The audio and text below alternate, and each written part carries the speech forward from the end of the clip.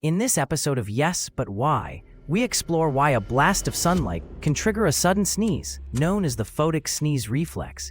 It affects an estimated 10 to 35% of people, often appearing in families. Researchers believe crossed signals between the optic nerve and the trigeminal nerve misfire, shoving light-induced sensations into the nasal reflex. There's no danger, just a quirky quirk of biology that shows how interconnected our senses truly are.